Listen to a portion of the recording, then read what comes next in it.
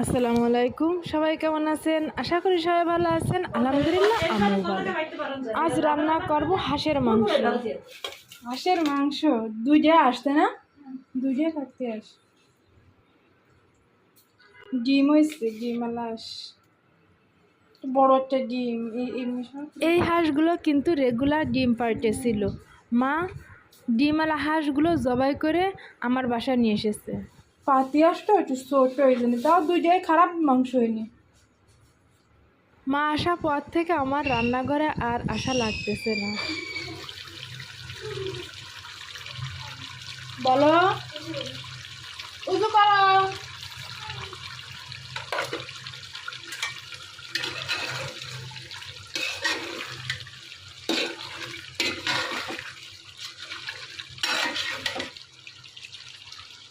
এখন সময় 3টা বাজে। আমার ছেলেদের আরবি পড়ানো মিস চলে এসেছে। হাঁসের ডিম হয়েছে, ডিম কম ধরে তাকাবে কে দেয়। এখানে কিন্তু আমি রান্না করতেছি না, আমি জাস্ট একটু খালি নাড়াই চাড়াই দিচ্ছি। আসলে ঘন ঘন বাটা মশলা এত গিরান আর এত স্বাদ হয় তরকারিতে। কালকে বাড়ি এলাম, কেউ সন্ধ্যের সময় আইসে এসে বলতেছে যে তোমাকে ঘরে ঢুকা যাচ্ছে না, তোমার মা কি রান্না করতেছে এত গিরান। এই কথাটা কেন বললাম জানেন? আমার ছেলেদের আরবি পড়ানো মিস যখন বাসায় ঢুকতেছে তখন বলতেছে আপনারা কি রান্না করতেছেন এত ঘিরান। সে নাকি নিচতলা সিঁড়ি থেকে ঘিরান পাইছে। সে বলতেছে আপনাদের রুমে ঢুকা যাচ্ছে না, এত ঘিরান আসতেছে। গতকাল সন্ধ্যায় যখন আমার মা রান্না করতেছে আমার বাড়িওয়ালা 3তলা থেকে একই কথা বলেছে। এটা বিছানা দিতে হবে। এইটার কারণ হলো জাবির কই মিস নামাজ পড়তেছে, একদিকে তোমরা উজু করে ফেলো। দেখো এক মতের আমি বলেছি যে ঘর নোংরা করবা না, ওর এই জায়গায় টিভি দেখা, এই যে সোফা নষ্ট করিস আর এই দেখো দেখো ময়লা ফেলিছে। আমি না ওই জাবির করে ও আমি যেটা বলতেছিলাম আমি পরে যাচ্ছি, ওজন নিচে মরে যাচ্ছে, সেই জন্য সোফা এই জায়গাতে এরকম করতেছে। আমি তো এভাবে ওই জিয়ারে যা পড়তেছিলাম, কিন্তু একদম কাছে ছিলাম, কিন্তু ভাই আমার টাইমে না সোফা যে এরকম করতেছে যে আমার এইভাবে কামড় লাগে। দেখি এই জায়গায় গেছে, এই জায়গায় এবার কামড় লাগে, এভাবে আবার কামড় লাগিছে। এইভাবে কামড় লাগবে, ওইভাবে কামড় লাগিছে।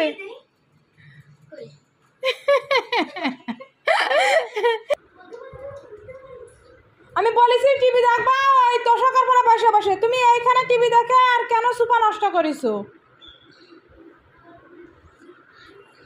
ওই যে বিছানা নাচতে হবে, বিছানা নাচো। কি লাগিছে? কেন সুন্দর করে সোফা গুছা ফেলো। কয়বার মিষ্টি খাওয়াবো?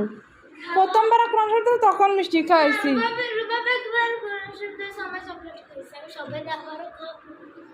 তোমার খালি খাওয়াতে ইচ্ছা না মানুষের বাপ মার মতন, তাই না?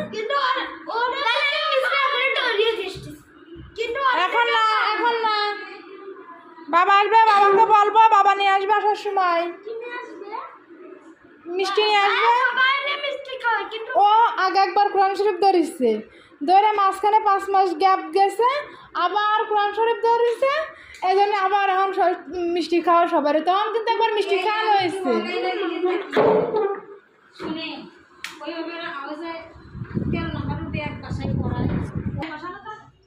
দাও কষানো গোছ যে খায় সে তো বাসায় নেই কথা কোনো। যাই হোক, সবাই এই রান্নার গ্রাইনটা কেন বলে জানেন? আমার মা যখন তখন মশলা বেটে রান্না করে। দাও ঝোলা কেন দাও। আলু না থাক, গোস্ত বেশি তাই না, দেওয়া লাগবে না, আর আলু দিলে স্বাদ নষ্ট হয়ে যায়। আচ্ছা, এইটা হলো সেই কষানো গোশ। এই কষানো গোশ খাওয়ার লগে সবাই ফটু আমাকে বাসায়।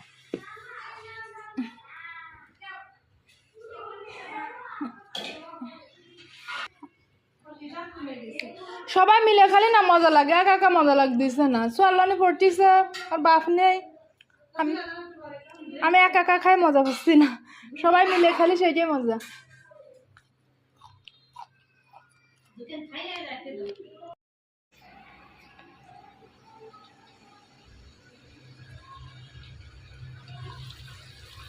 ডিমটা এত ফুলে উঠেছে বাবা, আবার ডাকনাটাই দিলে পাম সরে গেছে। অনেকগুলো ডিম হয়েছে।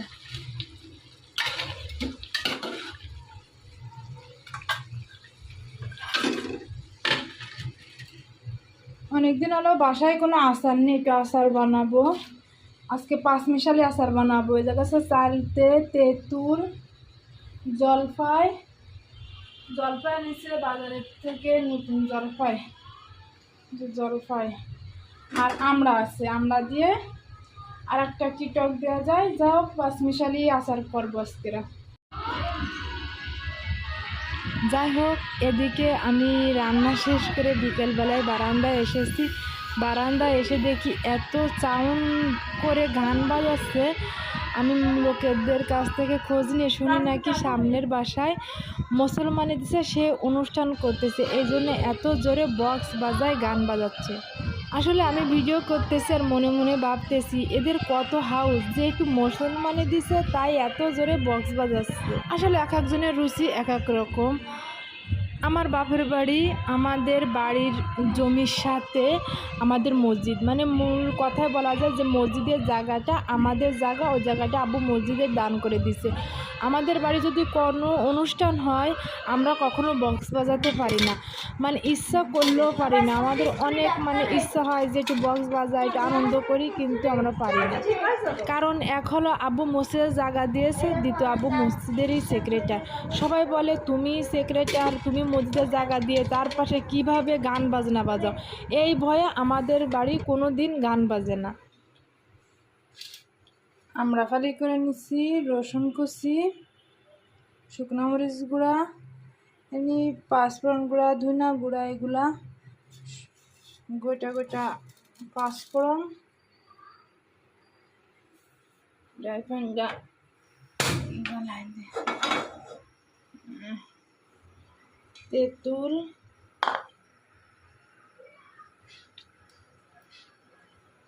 চালতা, জলপাই মিক্স করে একটা আচার বানাবো।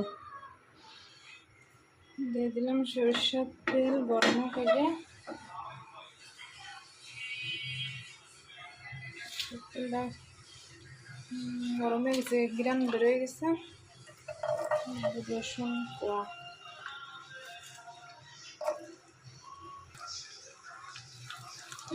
রসুনটা হালকা একটু ভেজে নিই।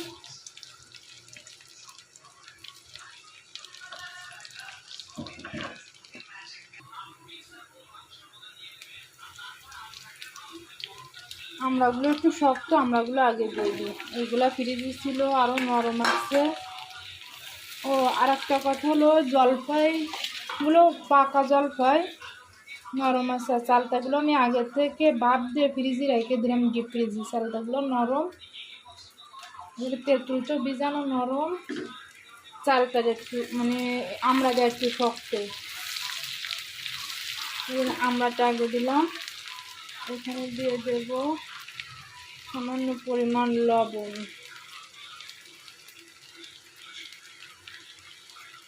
দিয়ে ভালো করে নাড়াচাড়ায় নিয়ে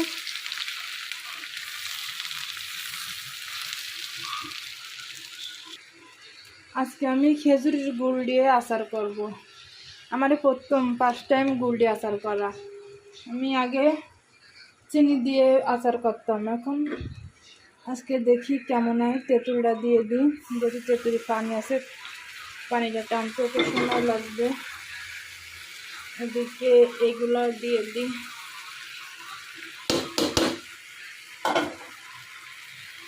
এখন এ পর্যায়ে আমি সামান্য পরিমাণ একটু শুকনো মরিচের গুঁড়া দিই, মশলার গুঁড়া দিই, আর বাকিটা নামানোর আগেই দিবানি।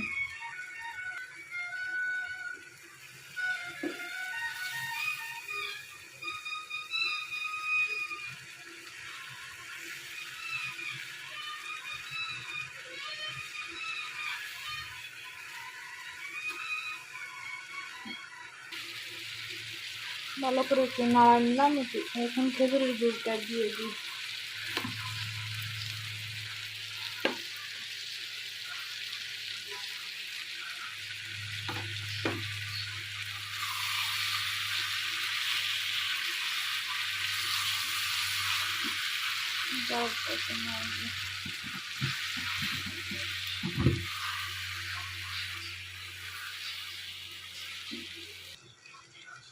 এখন একটু 2-3 চামচ পরিমাণ করে সিরকা দিয়ে দিই।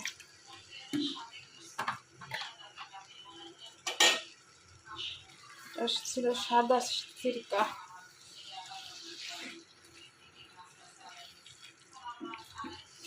ঘ্রাণ তো ভালো হচ্ছে, কিন্তু কালারটা আরো একটু সুন্দর আসার দরকার।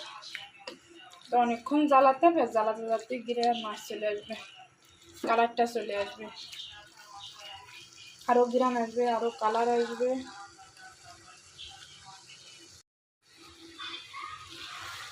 এদিকে অবশেষে আমার আচার হয়ে গেছে, কিন্তু আচারটা সাইকে রেখেছি,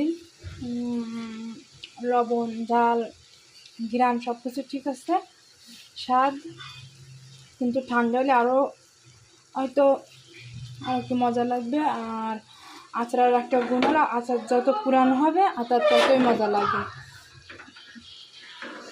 যখন তখন আচার মজা লাগে না, আচার যত পুরানো হবে আচার ততই মজা। এখন আমি জালটা অফ করে দিই।